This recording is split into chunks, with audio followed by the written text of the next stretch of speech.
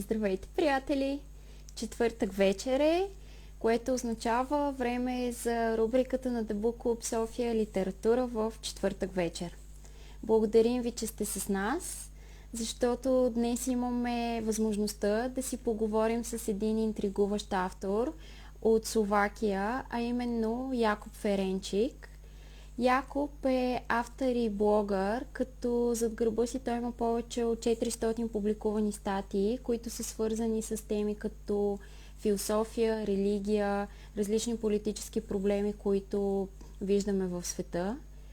Якуб притежава бакалавърска степен по философия и политически науки от Университета на Британска Колумбия, Канада, а през септември 2020 година публикува своята дебютна книга Up in the Air, която ние от The BOOK CLUB Sofia имахме удоволствието да представим като част от нашия Instagram Live Фестивал на авторите.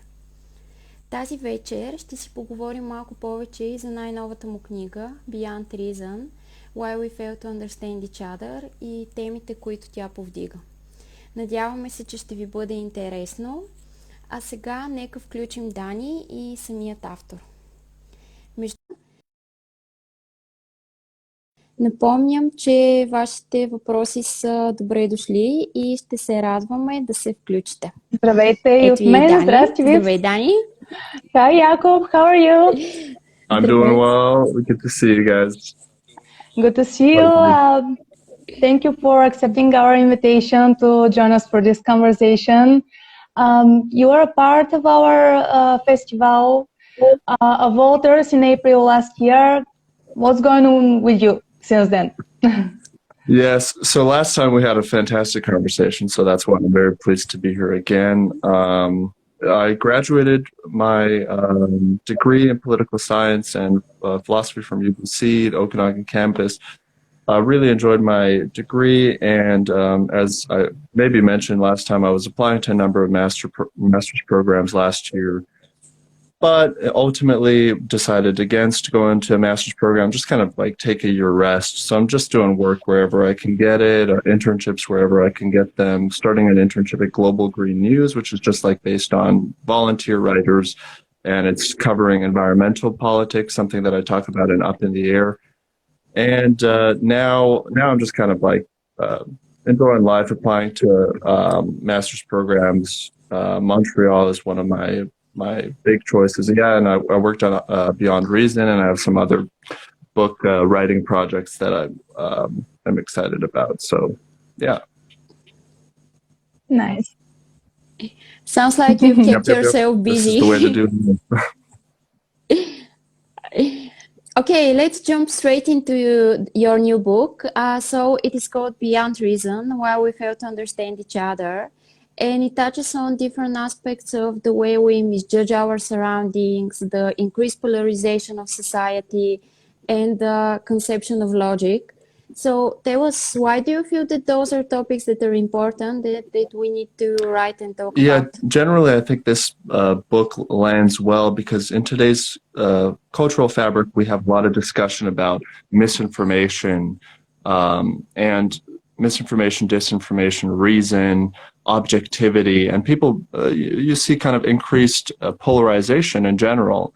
People really think that my side is the correct side, your side is the wrong side. They create these dichotomies, polar opposites. And some questions obviously have like resolute answers. It's definitely wrong to hit someone aggressively, without offense, without self-defense, and all these. There are objectively correct positions, not just those, but even like ideological positions. You know, is it wrong for Putin to invade Ukraine right now, as everyone's been thinking about? It arguably very easily is, yes, it's wrong for Putin to invade Ukraine. And, you know, so there are these questions, but then there are a lot of like difficult moral questions, philosophical questions, questions about how do I act towards my fellow neighbor who has a different political view than I do, who thinks differently about vaccination rollouts, for example, or mandatory vaccines. And so these are questions that are just difficult to resolve. We have to kind of approach these topics with like a sense of ease and also charity, good faith. And that's something that is kind of disappearing in today's society. And so Beyond Reason is really just about that. It's about skepticism. It's about the importance of questioning review and approaching each topic kind of from this like, oh, possibly I'm incorrect. Possibly someone else has more to offer than I do. And so, yeah, that's just the nature of what I was discussing in the book.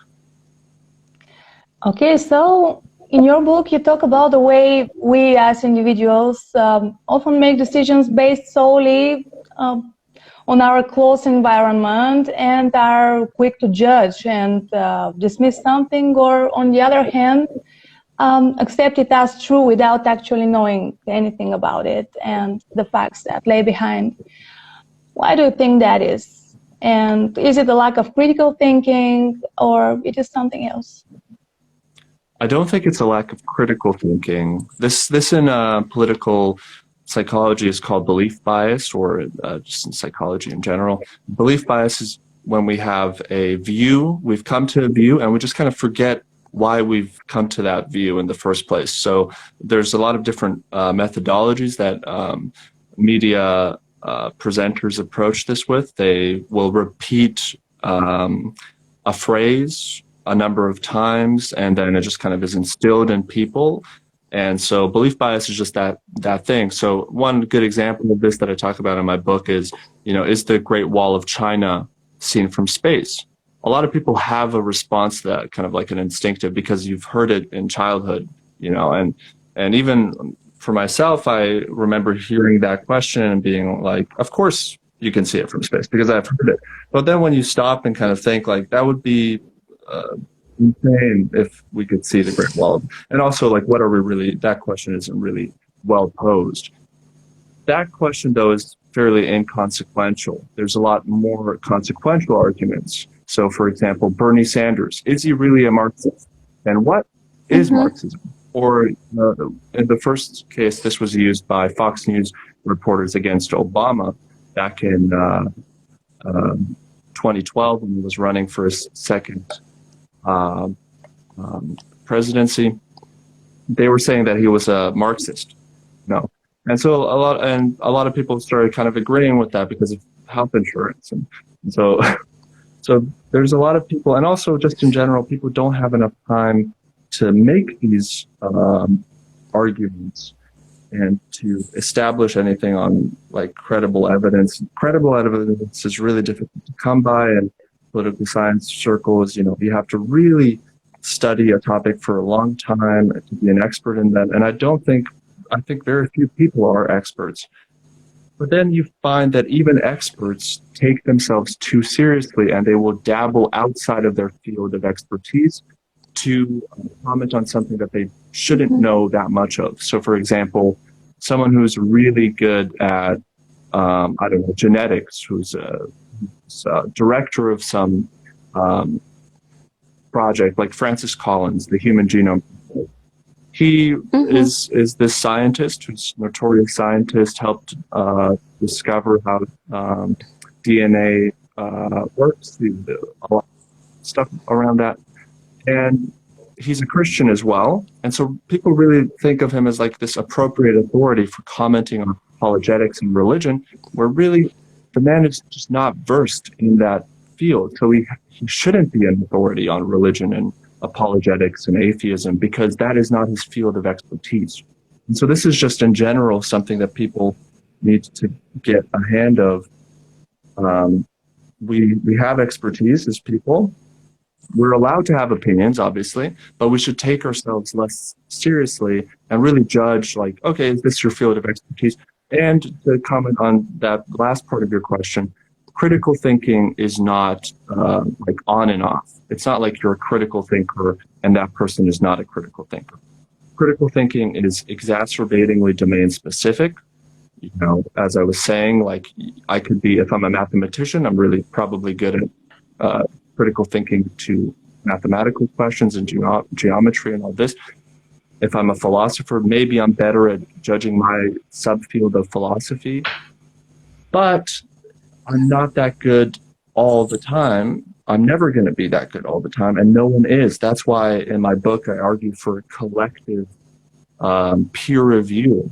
This is intelligence, objectivity, critical thinking really is a collective project. It's not an individualistic project. And because we live in just Western, a lot of us, individualistic societies, we really have come to this notion that we are individual reasoners who are capable of a subjective stance and that we present ourselves in life in that way.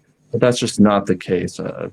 From intuitive psychology to philosophy to experience that all of us have, very reasonable people will have just so obviously wrong positions, yet they will think of themselves as objective. And you just have to ask yourself at a certain point, so which one is it? Are you objective or not? And so that discussion really can go on and on. But I think it's a fantastic question. It's a good place to start. You actually touched a little bit upon our next question, because in Beyond Reason, you argued that the way to overcome this certainty is to fight the certainty that we have and admit that we could be wrong and assume that we are prone to our errors in our judgment and knowledge. So why do you think that we still value ourselves so much as an individual reasoner who knows the truth always? I think this is the fundamental puzzle. I think it's an incredible question because in general, I think it's probably most to do with a sense of ease. We have these we have social motives to really fit into the cultural fabric that people are in. So in Canada, I'm in more progressive circles, and I really have like these kind of motives to fit into progressive circles. I also happen to agree with a lot of the progressive principles, and I'm liberal by nature. But also I can feel a sense of just motivation, like, oh, I love to be liked, and so I love to agree with people. In Slovakia, I remember just not fitting in and not really feeling accepted because Slovakia is just more conservative, so people would express more conservative views. Abortion is wrong, same-sex relations are wrong, same-sex marriage is bad for society, and and all these things. And I would just kind of feel myself more enraged and more outspoken against them. I would feel kind of this social ostracizing happening to myself, and that didn't feel good. So I think on the one side you have social motives, but then also you just have a sense of ease epistemologically, which is just a fancy philosophical term for knowledge study. We like to have answers. We don't like to have these puzzles in our mind. Like our human brain doesn't work in a way where we're just confused. If we were confused all the time, we wouldn't do well outside in the world. So even with little evidence and even with just very little effort, we come to conclusions. We see one media report about COVID, and then we have a view. I personally know that I have done close to zero research on COVID, and yet I have a view. And I probably have done more research than average people because I've written essays about COVID. I've read even long articles. I've listened to long-form conversations about COVID. But that's nowhere close to really understanding epidemiology, virology, vaccines, and all this stuff. So, and that's just like a contemporary case. There's a lot of different, like Christianity and atheism are two really good examples. I don't think if many people have really considered these things in the West, where Christianity is more of a strong present force. And people really don't have like answers to those questions. So yeah, to summarize that, I think there's social motives for having answers. And then there's also just like a sense of ease that we get from having answers to very difficult questions, because that's just the way we are. And in the end, I mean, no one's to blame. And I don't think that, I'm not saying this as like other people are like this. I think everyone is like this. The most educated Oxford scholars are like this, and the most uneducated, to use a random, I don't know, Kentucky farmer, although nothing that, I don't think they are, I don't think there is that dichotomy there between uneducated and educated. I think that's a very elitist position. It's a wrong position, and it's something that people have really, everyone is capable of error, especially, some people argue, like Michael Shermer and others, that especially the educated are capable of error because they take themselves so seriously and because they know how to use data to justify their own position. I don't know if I would agree with this especially. I think it's probably just like this level field of that's just the way it works. Absolutely. Okay, so in your book, you share anecdotes and stories of different opinions your friends share. Can you give us an example of a situation where you yourself fell a victim to this certainty and difficulty to understand someone, and how did you overcome it? Well, I love your guys' research, by the way. This is fantastic. But for sure, I mean, I was raised a Christian. I was a firm believer when I was young. I would call myself a Reformed theologian, Calvinist thinker. I believed in the 5 points of predestination. I did so much research on Christianity, apologetics, and theology. I was reading all the greats, all the Luther, Calvin, Spurgeon, Whitefield, all these guys, John C. Ryle, and I was really engulfed by it. And I remember feeling like complete certainty. There was no way I was not going to be a Christian ever, which looking back, you know, and also I was 16, 17, 18. So I was a teenager, but I think I was like fairly learned if I would compare it to like other believers. I spent a lot of time at 4 a.m., 5 a.m. reading these theologians like J.I. Packer and all these guys I listed.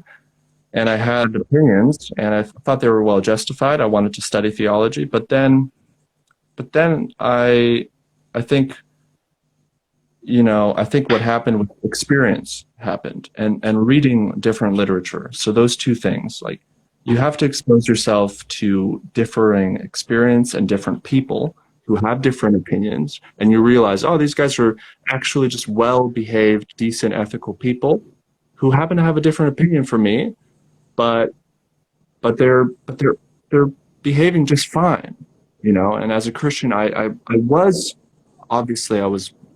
went to a public school. I met a lot of different people who weren't Christians, but I was existing in a bubble. And I didn't realize that. And a lot of my Christian friends right now, I look at their lives and I see them in a bubble. Most of their social lives are spent among Christians. They don't really interact with people who have different experiences and different ideologies. And so I just kind of look at that and I think, well, it's not a full-fledged view. You can't really epistemically establish yourself if you are just hanging around people who think the way you do. And then obviously that is just an endless that's just an endless stream. You can go from conservative liberal to Christian atheist, from atheist Muslim. There's all these different pro-vaccine, against vaccine. There are bubbles we exist in, just in general. And when I look back and look at my childhood, that's something I see is like I had so much certainty. And that's not to say that I don't have certainty now. I do have certainty now. And so, you know, it's very difficult to know like our biases, and I try to be as objective as possible, and I try to be as just kind of warm towards opposition as I can be. But there are certain views, without getting too much into the details, that I just don't know if I can defend, and there are certain views that I have that I realize are just bias. There's no real effort that goes into it. And so yeah, it's not like I don't want to sound like, oh, this was a problem in the past and now it's over. This is just a problem we live with. We have to live with. But it's our responsibility, I think, just existentially to try to look at. And most importantly, it's really important to, and whoever's listening in the future now, like, connect with people who have different views. John Stuart Mill talked about this, who's a famous political philosopher on liberty, you know, and what he said is the person who does not know the opposing case knows little of his own case. That's paraphrased. You can't really know your own position if you can't defend the position of someone who's arguing against yours. And so, yeah, I would just encourage people just to be warm and just to really interact and see the human decency in everyone, no matter their political, because in the end, we are all products of our societies. We can't really take so much credit for who we are. You know, we're just either lucky or completely unlucky, and we have to be warm to each other. Such a nice message that you're trying to pass along, and it again goes very smoothly with our next question. So, if I can quote something, to be completely impartial is to be inhuman. Our bias is what makes us interesting. So we know that to be completely impartial, absolutely free of any preconceptions, is quite impossible, right? And because of the way that we live in a society and the lifetime of conditioning, either, you know, schools or institution or media or any other various outlets, we harbor unconscious biases which influence our judgment about people's character and ability. So tell us, where is the silver lining in all of this, and how can we turn all that unconscious bias and all those experiences into an advantage, into something that actually makes us interesting? I think one way to do it is to look at past experiences, like, for example, as someone who's Christian, and to like open yourself up to others. So when I interact with someone who I disagree with, I kind of now have this background in my life, and I say, okay, I don't have to be as harsh to someone, because I remember what it was like to think something that I just don't agree with at all anymore, like at all whatsoever. And I had a full 2 years of my life where I was an adamant atheist, and I was telling everyone about my atheism. And now it's different. And so one article that I really enjoyed was by Alan de Botton, who's the director of the School of Life of London. He writes incredible essays, and he's a really good philosophy communicator. He wrote an article, Why It Should Be Glamorous to Change Your Mind. One of his arguments, I used this article in my introduction to my book. One of his arguments was that changing your mind creates like a really good perspective. You see people that they don't have, they're not arguing out of a pure sense of evil. There's no such thing as good and bad. When you change your mind, you realize, oh, I can be wrong. I've done things that are wrong. And so you position yourself, I think, better for the future, to your kids potentially, who are maybe going to have different views than you, and you'll be able to remember when you were younger, like, oh, once I believed this is not detrimental in any sense. People change, people have different views. I don't have to ostracize others. I don't have to ostracize myself. And yeah, so I mean, in general, I think it's just a fantastic thing to reflect on your question, on like previous experience, and position yourself in that way, and interact to others with that understanding. And sometimes people have not changed their minds about a lot. In that case, I ask people just to read more and to experience more and to be nicer. But sometimes people just don't have that many views, and that's completely fine as well. And they just act just very nicely to everyone and are civil, and that's just great as well. So I think in general, we just have to take ourselves less seriously, especially these people who are just engaged with the literature on philosophy and political science and literature and all this. Absolutely. Okay, if you allow me, I will read another quote. Great. We need each other. We need each other, and we need to move beyond the idea that objectivity is achievable by any one individual. It is clear that we need each other to live fully and achieve progress in our society. So how can we overcome the unwillingness to lead calm and civilized discussions with those who do not agree with us and with our point of view or our opinion? That's a great question. I think, well, one thing I'll borrow from John Stuart Mill to be like super constructive, because I know like in some of my other interviews I've done at podcasts, I'm not that constructive. So I lay out these kind of like opinions about how we need to move beyond reason and how objectivity is not achievable by one person, and we really should strive for collective objectivity. But I'm not like super constructive as to how to do that like in a face-to-face scenario.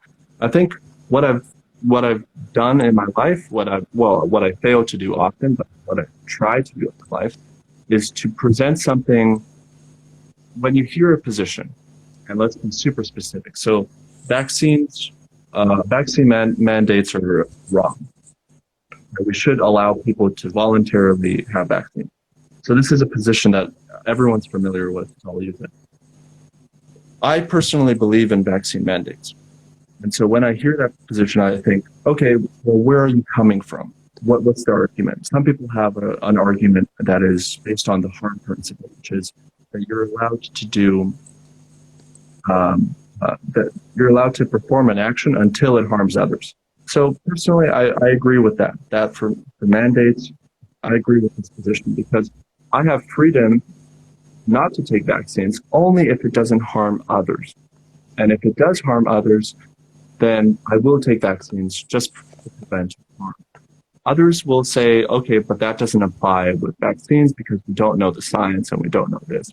And then the way to respond to that really is to say, okay, from the research I've done, with the experience that I have, you can use these phrases and you can say, oh, well, from the research I've done, I think the vaccines are completely safe. I think that the scientific community has overwhelmingly established that with peer review and with all these ethical standards, that this is. And then if they press on and they say, okay, well, look at these studies and look at these, and then you look at sources. You look at, okay, so where does the study come from? Who said it? Was it an associate professor? Or was it the director of WHO? Or was it the public health policy experts in any given government?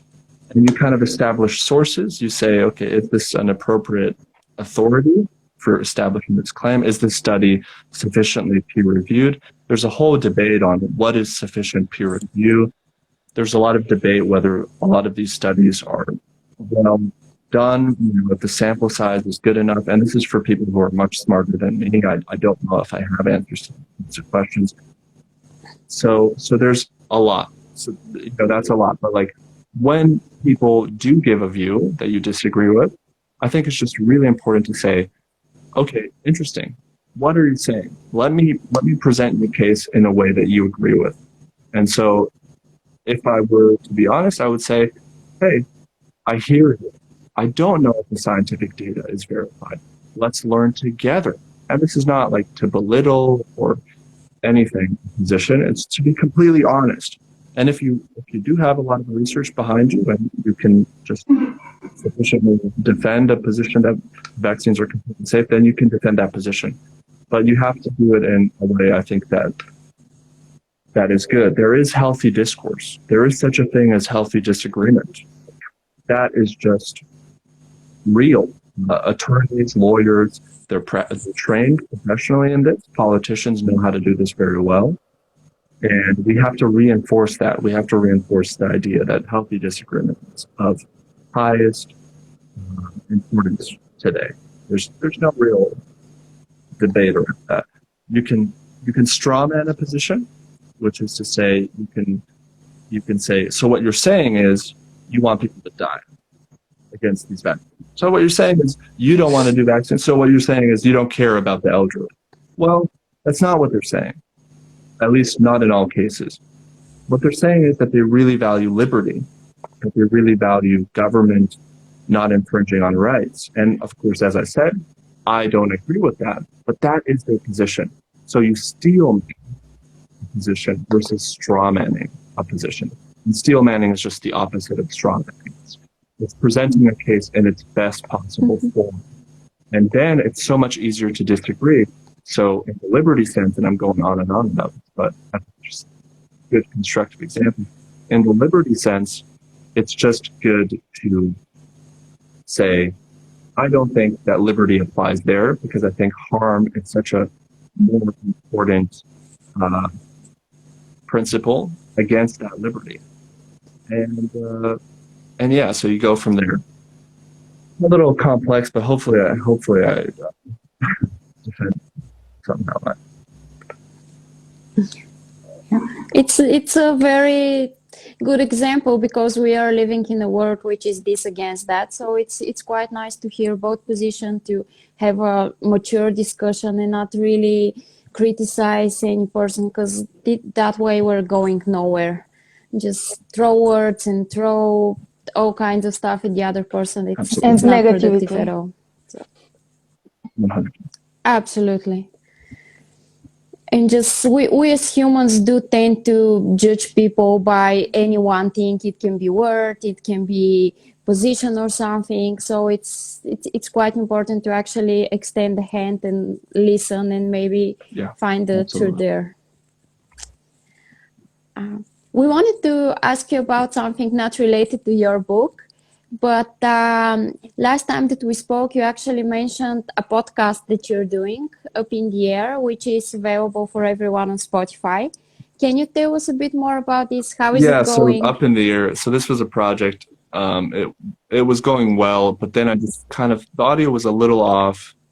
The episodes didn't really match. So I just kind of scratched it, and I went to a recording studio in Liptovský Mikuláš, which is in the center of Slovakia. Some friends opened it up for me, and it's better quality now. I have 3 episodes up all together. There's going to be 10 episodes, but I just put it on halt because of Beyond Reason and because of other things going on in my life. And so now for anywhere from February to the summer, I will be releasing these audio files that I have in my computer. It's just like a lot of work to edit it all, and I'm doing it by myself, and so it's just a lot of effort. But the 3 episodes are up now, and it's basically an audio book with some comments from my first book. It's just kind of like, oh, this is what I wrote, reading it, but then also adding some extra information. And Up in the Air, the thesis is pretty much Beyond Reason, but just a clear example, like Christianity, atheists. How do you it's basically what your previous question was, Daniela, that we have to present well. And that's what I try to do, is like, okay, Christians have these arguments against anthropogenic man-made climate change. They have these arguments for traditional marriage, for example, and other things, like pretty complex, really sensitive topics. And what I'm trying to do in that book is to say, okay, we live in democracies first and foremost. People are going to disagree, and some people are going to have even barbaric views. But that is a democracy. That is what all of our predecessors have fought for in the 20th century. You know, I come from formerly Soviet country. You guys come from a formerly Soviet place. We're familiar with communism and autocracy and dictatorships and what that does. That's not a long past. That was my parents were living in Czechoslovakia around that time. They remember what it was to be imprisoned for beliefs, to be like just penalized financially and socially for beliefs, which seems bizarre. And we have to, as you know, in the 21st century, we have to defend these rights as much as we can. Democracy is not easily won, and it's not easily preserved. This is just a tale of history. And I think we would be completely naive to suggest that this is just the position moving forward. We have huge threats to democracy, from Vladimir Putin to Viktor Orban to law and justice in Poland to Xi Jinping in China. You know, Taiwan is under threat. Now Ukraine actively is under threat. And so it's not, democracy is not easily won. We really have to defend people's opinions and the right to defend them. And so that's, both of my books are basically on that thesis. But of course, you know, to really be consistent, I'm open to my view being wrong. And there's a huge debate on how far free speech can go. And I think I agree. There are some positions that I don't think should be talked about publicly. You know, free speech maybe has a limit, and we have to be open to that as well. Nazism, I think, is just a lost cause. We don't really need to defend Nazis, their right to free speech. I think that it's completely justifiable to cancel them out of society, fascists and all these guys.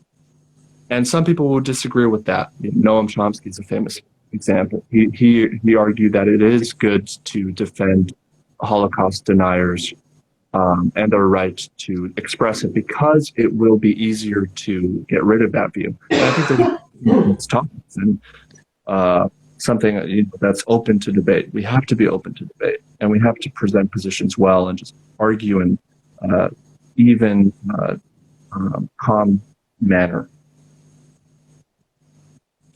Really nice. Can you tell us, are you working on something new, a new book, maybe?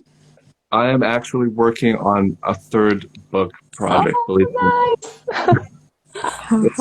Nice. My working title is Surprised by Uncertainty. And it's a kind of play on Surprised by Joy, which is a book by C.S. Lewis, where he defends, he talks about his journey to Christianity. And Surprised by Uncertainty is just talking about my journey to atheism. And it's just kind of a reference to C.S. Lewis because he was a huge influence on me as a Christian. And it's probably going to be a 40,000, 50,000 word book. It's just going to be a defense of atheism. I haven't really done that. And it's going to be more autobiographical, a lot of like stories about conversations I had with Christians, prominent Christians in Slovakia, my kind of dabbling with atheism in Oxford and Portsmouth, and ultimately how I ended that with my studies in political science and philosophy at UBCO.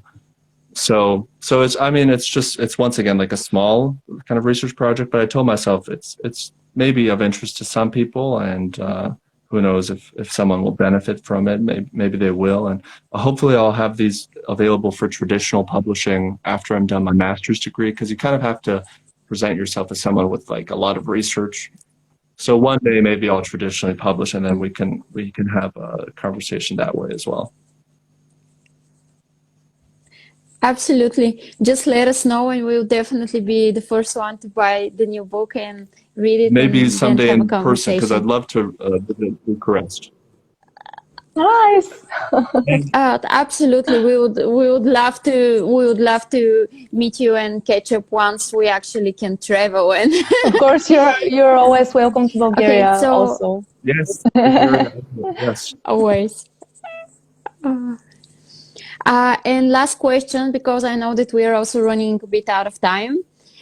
You've mentioned during our conversation some authors and philosophers that you admire, but there was a little bit, do you read like fiction or fantasy? Are there any authors that you really enjoy reading in, let's say, your spare time and not for research? Fiction does not interest me that much, believe it or not. It's my biggest fault, because I think I would love to be into fiction. But I've read like Harry Potter, I've read Lord of the Rings, I've read Narnia, I've read the classics, I've read like thriller books and like Gone Girl and stuff like that. But it's very like kind of unique points in my life. It's not like I have a fiction book at all points. But you know, a lot of people have been talking about I forget his name now, but he wrote. He's a Japanese writer. You guys can help me. Yes, Murakami. Yes. Murakami, maybe. Get into Murakami. Yeah. Honestly, that's my new challenge. Like, okay, 2022, I'll read some Murakami. I have a confession. I've never been a huge fan of Murakami. I don't know why. I've read maybe 3 or 4 of his books, and every single time people tell me, this is the one. Okay, now you love it. And I still haven't, but maybe you will. Maybe I will. I mean, yeah, people are hit or miss, right? Some people say yes, some people say no. So interesting that you don't. Yeah. Read him in English? You read him in Bulgarian, is it? Both, actually. I've read some in English and some in Bulgarian. So it's not the translation. So and where are you guys positioned now? Remind me. In the Sofia. capital, right? We are in The Sofia. capital, yeah. Yes. For some reason, I thought that you guys were in Romania for a second. So you guys are not, you're in Bulgaria. My apologies. Yeah. It's the same time zone, maybe. It's okay. This is the reason. Yeah. Yeah, This has been fantastic. Thank you so much once again for making time for this, because it was really nice conversation, and we thank you so much for your time and for the discussion, for everything. yeah. Good luck with all you guys are doing. I'm watching from afar, and it's really exciting. Thank you. Thank you so much. Have a great day for you and evening for the rest of us, and we'll see you next Thursday. Bye. Bye.